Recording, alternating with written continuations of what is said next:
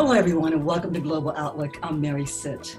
1 year into this pandemic, unemployment has soared and hundreds of Houstonians are out of jobs. But HCC is taking bold steps to match qualified students to employers who have jobs available. Here to tell us more is Dr. Michael Webster, Associate Vice Chancellor of Workforce Instruction. Dr. Webster, thanks so much for being with us. Thank you for having me. I appreciate it. So what jobs are available out there? Houston has been a economic leader in the nation for the last decade. And the good thing about our industry sectors is they've continued to thrive even during the pandemic. So oil and gas is obviously a need that we're always going to have.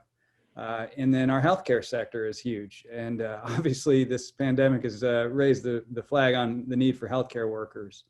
So, I think what we're seeing also is logistics has been a big one. So, obviously we've been stuck in our homes and we've needed goods and services brought to us as opposed to us going to get those goods and services. So anything from truck driving to supply chain to warehousing, those have all been good jobs. They're all jobs as well that pay really well. And so we're training folks for those jobs. How about plumbers? There's a long waiting list for plumbers now. Yeah, plumbers are definitely needed, and drywall workers as well. I think if anything, the storm kind of uncovered, or didn't really uncover, but really highlighted, was the shortage of skilled trades that we have in our region. It was there before this storm. It only highlighted the need even more. And does HCC have programs that train people to become a plumber and become a drywall person, all those different trades? What do you have available? We sure do. We offer, you name it. So electrical, plumbing, pipe fitting, welding, drywall, residential construction. We offer the whole gamut, and really it doesn't take that long to get into those jobs. Typically, is it a 1 semester program, a 2 semester program, or how long does it take to get a certificate on this? The motto that I always use is you get some training, get a job, get more training, get a better job. And I think that's what we can do definitely in the skilled trades. So you start off with an 8-week program, you get a good entry-level job, and then you continue your training and you just go up the list to journeyman, a master, and so on. Definitely a career pathway. Is HCC conducting virtual job fairs too now? We are. That job fairs are conducted virtually through our career and job placement services. They're offering them, I believe, about once a month right now. In addition to that, a lot of our trade associations that we work with offer virtual job fairs, and we get those out to students in their discipline. I know during this pandemic, HCC has been conducting online classes. So how do you teach a trade to somebody online? That's a good question. So what we've done for the most part is give them all the theory up front online, and then staggered in the lab work after that to have them come into campus. So, our trades are running in class when we need them to get their lab component. Are you getting many young women enrolled in these classes too? It's not just a guys thing, right? Yeah, for sure. We do get females in the programs. And, the funny thing is employers always come back asking for females because I can say this openly, that they generally say that females are doing a better job than the males in the role. That's great. Let's talk about the new website that HCC has, jobsnowhouston.org, and how does that help match employers with qualified students? We've got a couple of things we've done. In the summer, we rolled out jobsnowhouston.org as a way for students to see where the jobs were in this changing landscape with the pandemic. We continue to update the labor market data that's on that site, and it refers students to the programs. In addition to that, we've kind of done a jobsnowhouston.org point 2, if you will, and it's our HCC fast track training, and it's a list of all the training that we offer that's free, and you can get in a job pretty quickly. So there's 23 programs. They're listed on the website. You just Google HCC fast track and you'll find it. They're free, and somebody will get to you as soon as you fill out the information. Wait, HCC is offering 23 courses that are free to anybody? There are 23 programs, a lot of skilled trade, IT, some business as well. All of them are fast track and free training, yes. Who pays for it, the employer? We've staggered the way that we're using the funding streams we have. Some of them are grants from the state, some of them are through TWC. And then some of them are just scholarships. So any way we have funding that can support students, we're connected into those fast track programs. That's amazing. People Yeah. can actually learn a new trade, not have to pay any money for it. And you say fast track, you're talking how many weeks now before they can actually apply for a job? Depending on the program, 6 to 8 weeks is the average on all those programs. Yeah, and just, like I said, just Google HCC Fast Track and it'll take you straight there. What's your most popular program? Oh boy, that's a good question. In terms of those, I would say the IT programs are really popular right now. I mean, cybersecurity is such a demand across the board. I mean, every day we see stuff about hacking. So students realize just from their own interface with the network that there's stuff going on that cybersecurity is a need. Dr. Webster, what would you say makes workforce instruction unique at HCC? Well, I would say that just my experience with our faculty, they're probably the most qualified faculty I've seen in any of my work I've done. So, you know you're going to get good faculty that's training you for the jobs that are out there, and they're all connected with the employers. So it leads straight to a job. So I think that's the big piece on what makes HCC unique. Well, great. These are hopeful words in a time of despair. We're actually seeing light at the end of the tunnel. We're seeing now there are jobs for people and free training for those out there who are interested. Thank you so much for being with us. Thank you. I appreciate coming on. Coming up next, a student from Nigeria tells her story of coming to HCC and how she coped with the pandemic. Stay with us.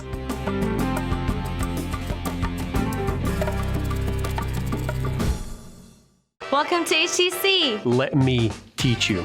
Let me help you get college credits. Let me train you for a new career. Let me change your life. Come learn with us. HCC, for everyone, anytime, anyway. When I was in foster care, I never knew when I would have to move. So I always had my suitcase ready to go. Then one day I was adopted.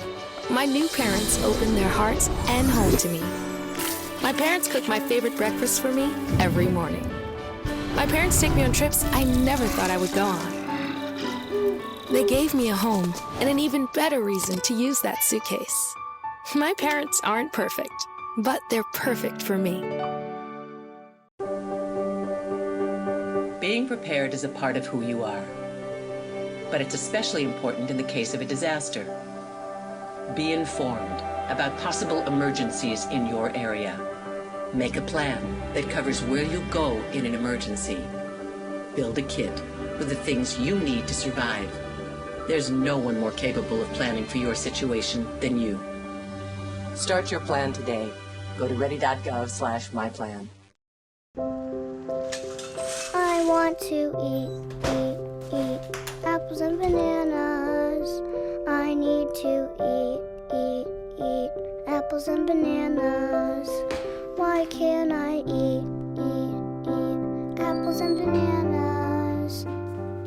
Support the Feeding America nationwide network of food banks to help provide meals to those in need. Join us at feedingamerica.org.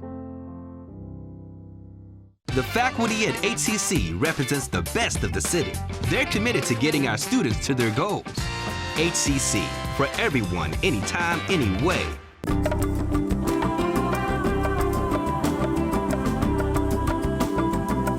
HCC has one of the largest international student populations in the nation, but for many of those students, studying over here has been very isolating during the pandemic. They're away from family and friends, and even in their new country here, they're away from teachers and also fellow students. Our next guest will tell us about her experience. Ruth Ukewenya is from Nigeria, and she's studying IT here. Thank you so much for being with us, Ruth. Thank you.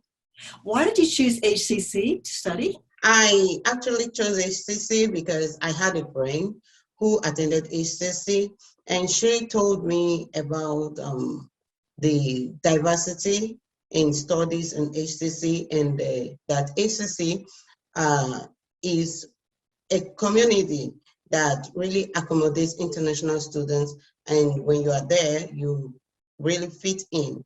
So I gave it a shot. I came into Houston and went to the international office, and I met with the front desk officers, and they were very friendly. So that was my first attraction to HCC.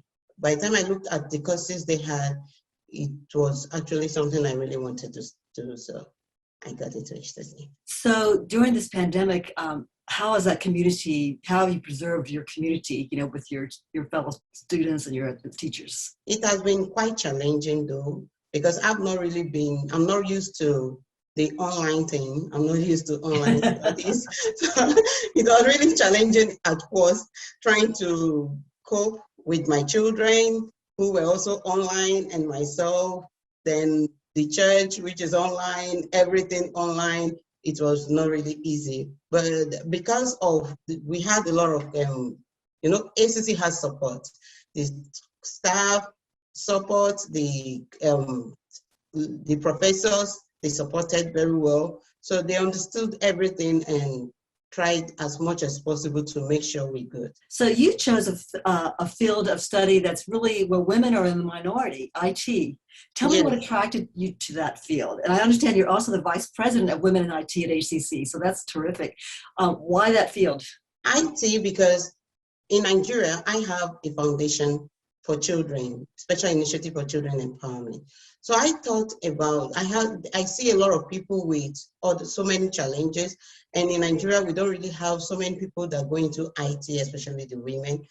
When I came into HCC, I didn't really want to study IT. I wanted to study catering because I have a catering school in Nigeria. But one day my husband called me and was like, have you considered IT? Because I want you to go in, I want to set up a blog and some other things. And we're like, okay, if you're thinking of setting up a blog and having most of these things, then I think you need to study more. And I looked at it, I went in and I realized that IT was it. And that was the first attraction. By the time I got into checking out the courses they had, I realized that there were so many things we really didn't know in Nigeria. And it is an opportunity for me. By the time I finish up here, I should be able to train more and more people that will be able to do as much as I am doing right here in the United States. And once you got into that, you discovered you had a talent for that? You just picked it up pretty easily? Because I could never do code, I'm an IT person. I love computers. I love gadgets. So my husband knows that I love gadgets. I'm a computer person. I'm a too-good person when it comes to computer. So, and I love teaching. So I really wanted a situation because one thing is, like I tell people, I want to one day be able to create something, an app that will be able to change the world. And I'm serious about it. There are so many vices in the world. Like recently, last year, my husband was diagnosed with cancer. And I thought of it, I was like, oh, if I was in IT all this while, maybe I would have long developed something that when you just look at it in your phone, you know you have cancer. So there are so many things you can really do with IT, and that was what the attraction, and that's what is keeping me there. So that's a huge goal, to create an app someday that would change the world. Do you have an idea of what field, like in healthcare or? I'm looking at healthcare and mental health. Healthcare and mental health, because most people are so depressed. And that is the problem we have in the world today. And it leads to suicides, it leads to a lot of things, and it leads to killings. So if we have apps that can tell immediately that, oh, this person is depressed, if I just take it close to you, I know you are depressed and I can help you. Wait, that might be too much personal information. Block that one, because I have a smile on my face. You are also an international student ambassador, Ruth. So what do you try to do as a student ambassador, and how do you help other international students? Yeah, we always have meetings with other international students where we talk to them, we assist them, we help them when they have challenges, especially when they're just coming into the school, they have issues. Like when I came into the school, thank God I met with an ambassador who was able to put me through, and I was able to find my path. The first thing she told me was, make sure you join clubs, make sure you join societies and other things in the school, make sure you interact. That is the only way you can go. And most people don't know this. I have friends who have graduated from HCC that don't even know HCC, and they're international students. As an international student, they need people that can actually counsel them, not necessarily the professors or the staff. They need someone like them that will be able to tell them, yes, I've been through these shoes before. So that's what we do as international students. So you tell the students, you can do it too, and you can make it. You can be successful. You can do it, you can make it. We are there to change the world, and just be yourself. That's it. Well, Ruth, we're going to have you back on. When you develop that app, you'll no longer be an HCC student, and you'll tell us all about it and demonstrate it. Thank you so much for being with us. Thank you and so good much. luck with the rest of your studies. Yeah, I love you. Two best friends in high school make up a list of things they would never, ever do. The never list. But then something unexpected happens. We'll meet the director and co-producer of the film, The Never List, right after this.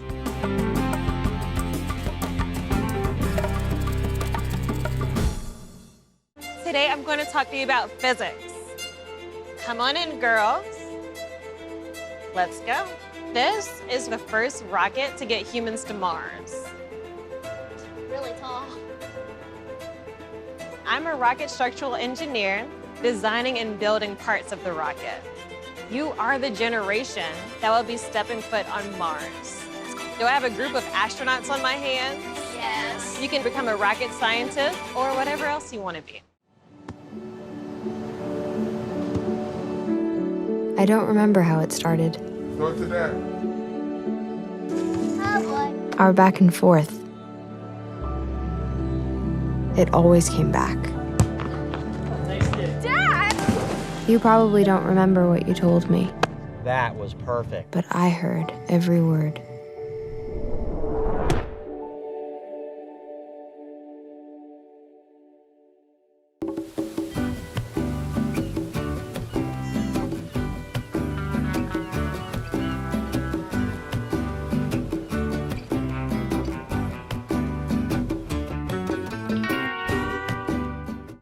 I love teaching at HCC. I love helping students. With college credits. With scholarships and financial aid. Training them for life-changing careers. Come learn with us. HCC, for everyone, anytime, anyway.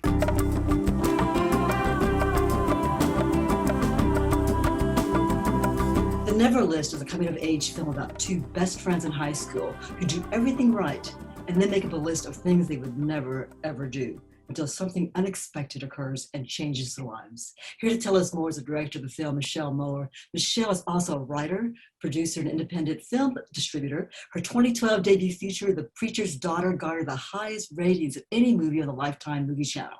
Michelle is joined by co-producer of the film, Donna Cole, who is also a co-founder of the Pantheon of Women, which finds and produces movies and plays about strong women who make a difference. Thank you, Michelle and Donna, for being with us. Michelle, this is your fourth movie you've made.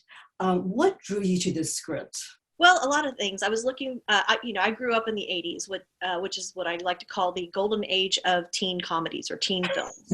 And very much, was influenced by, the John Hughes films of the time, as well as others. And I just always wanted to make a teen film. It was just something that was, as a filmmaker, that I wanted to do. But I didn't want to just, make any teen film. I wanted to tell a story that I think, had an interesting had a message, something that was relevant to what the youth of today are going through, and also reflective of the youth of today. I feel like some of those films in the 80s didn't always represent diversity in our society, and then when they did, they maybe were treated with a little bit of a stereotypical in a stereotypical manner. And so I, as a mother of two teen sons, when I read the script, I very much saw my sons and their friends in that story. And I wanted to make sure that this film, was able to reflect the diversity of the youth of America today. Did the script actually call for an Asian American mom and an Asian American daughter, or did you do that as a director? Like, no, I'm going to make it like this. Well, it's a funny story. I found the script online through a platform called inktip.com, and I was specifically looking for teen-driven film with a female lead. And when I read the screenplay, for the first time, I just was picturing, Asian American lead in the story. Not any particular actress, just that in my head, it just, it was, just what I was seeing. And so in my first meeting with the writer, she, I sort of expressed to her that I wanted the lead role to be non-white, and specifically said I really feel like this character needs to be Asian American, and she 1,000% agreed and said, I'm so glad you said that, because I was hoping that I would be able to get a director on board who would be interested in diversifying the cast, especially the lead character, and so we were both in sync on that from the very beginning. And in fact, she comes from a family that's a mixed family and has members who are Japanese American in her family, and it just felt for her, because of that connection and that experience, she felt that she could write that authentically, and certainly through her connection with her family members. So I was 100% behind that, and so that was a decision that we made together. Now, Donna, you're Japanese American, right? Right, exactly. Is that what attracted you to the film, or something else? Because you are one of the producers of the film. No, I just love the story. I love the story, and the part that it's telling kids that there's consequences, right, to what you do, and it's not just you affect other people. And so I love that piece. And at the time I read it, they didn't have the characters identified by ethnicity or anything like that. But I think for most people, we have come through our teen years and we have lost somebody who was a teenager, and so just those feelings came rushing back to me of those kids that I lost when I was a teenager. And this whole notion about two people coming together who have different opinions of how to raise kids. I think that was great too in the story. And then going through the stages of grief when someone passes away that you love. And so I thought that was great as well, to let people and young people understand that. We have a clip of this film. Let's take a look now and get a preview. When we were little kids, Liz and I would dress up as bad girls named Vicky and Veronica. We made up a list of things that we would never do, but Vicky and Veronica would. And we called it the Never List. I thought of something new for the West. Be rock stars. Be rock stars? Yes! Imagine we're up on stage and everybody's in the crowd and we're like, yeah, dance and dance and dance until the world ends. Woo! I really miss you, and I do not know how to let you go. Baby, don't you cry no more. Let the tear clear your eyes. Are you gonna do the rest of the list? This is so gonna rock. You get up there and you sing your little heart out. I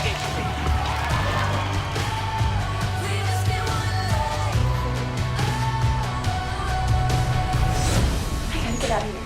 Ava, no, Ava! Ava? Well, you're just gonna throw your future away? You think that is what your best friend wanted? Please stop!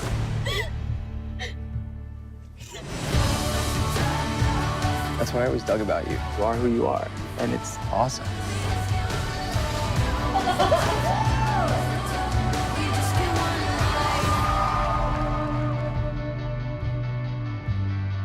Michelle, what was the most challenging aspect of making this film? I mean, you made it during the pandemic, right? No, actually, we filmed the movie in late 2018. Oh, okay. Yeah. So. Wow, 2 years. Yeah, okay. Yeah, it was great, and so yeah, it's kind of a crazy story. I mean, we filmed it late 2018, and then spent a good portion of 2019 in post-production on the film. It just took us a while to get through post-production for a number of reasons that I won't bore you guys with now, but we ultimately finished the film in January of 2020. January 2020, it was ready to start submitting to the film festivals and getting out into the world. And we were in that process of submitting to film festivals when the COVID shutdown happened. And when that happened, film festivals shut down, movie theaters shut down, the whole industry shut down. And so this would be definitely the most challenging part. It's like, we have this incredible film, we've just finished, it's ready to get out into the world, and the world shuts down. So we had to take, of course, at that point in time, our only concern was that everybody was safe. You know, we wanted everyone out, you know, to, you know, our families to be safe. And so, you know, we put this on the back burner for a little while just to, you know, make sure everybody was you know, was going to be okay, you know. And I mean, theaters were closed too, right? So people couldn't go out everything to was the closed theater. down. So there wasn't really a Right. whole lot we could do at that point. We did pitch the film to some platforms, premier platforms like Netflix and Hulu and so forth. And unfortunately, they passed on the film. So we weren't able to get the film out during the pandemic, you know, shutdown, which would have been pretty cool, I think. But you know, so that warranted us to sort of step back and reevaluate our strategy for getting the film out to the world, since a lot of the film festivals were now going online, and, you know, just sort of figuring out like the best way to get this film out to the world. And so we applied in June, I think, to the AMC Indie program, which is a program through AMC theaters where they select a handful of independent films to program in their theaters around the country. And so we applied, super long shot. Like we were, you know, it was my producer and co-writer and the writer actually of the film, Ariadne Schaefer, who said that, you know, she wanted to try to submit to it. And I'm like, what do we have to lose at this point? You know? Right. And so miraculously we were able to get in, we were accepted. And so once we got into the AMC theaters, a number of other theaters around the country, like regional theaters, started to take notice and reached out. And so we were able to get the film programmed in over 200 theaters leading up to our December 11th release date, theatrical release date. But then in the first week of December, if you recall, that's when COVID, sort of like this wave of COVID started to happen again with, you know, the rise of spread of the virus, and everything started to shut down again. And in fact, we lost all of our theaters in Michigan, all of our theaters in Colorado, Washington, Oregon, California.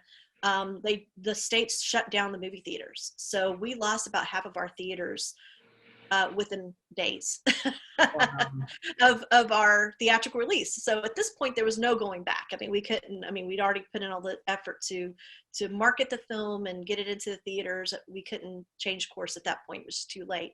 So we ended up premiering in 112 theaters around the country that were still open, and which is still. And now it's on demand, right, Michelle? People can watch it on demand. At that point in time, it was you know, you know, still pretty amazing to get it into that many theaters. And then, you know, after it was in theaters for 2 weeks, now we had to wait 90 days to be able to put it on VOD or video on demand, and that's taking place. It is released nationwide on all the video on demand platforms. March the 16th. Donna, as a producer, you personally put money into this film to make sure it got produced and got out there. How do you measure success? I mean, with all these distribution problems and issues, I mean, to you, what makes success now with this? Well, I think a lot of it is our private screenings that we've done and some of the talkbacks. So we have one coming up on the 16th and one that's going on with Bentonville Film Festival. So that is getting the word out. And then I think success too for me is just hearing people's feedback, you know, our friends and family members saying, wow, this is great. Seeing what's happening on Rotten Tomatoes with our ratings and IMDb, it just feels really good. And, you know, I'm so proud of Michelle for doing this film, and she did a great job. The actors are wonderful. So I can't wait for you guys to see it. But that's how I feel success is. And I know it's going to help people. We've talked to some psychiatrists nationally, and it looks like we might get picked as a movie for them to use to teach about, you know, grief. And so that for me is success. Thank you so much, Michelle. Thank you so much, Donna. Appreciate your time. Thank you. That's all for this edition of Global Outlook. Join us every Friday and Sunday at 7:30 a.m. and p.m. plus Saturday at 10 a.m. You can also go to our website, hccs.edu/podcast, and download the show to go. Listen to it anywhere. Or watch the full video version on HCC's YouTube channel. I'm Mary Sitt. Thanks for joining us.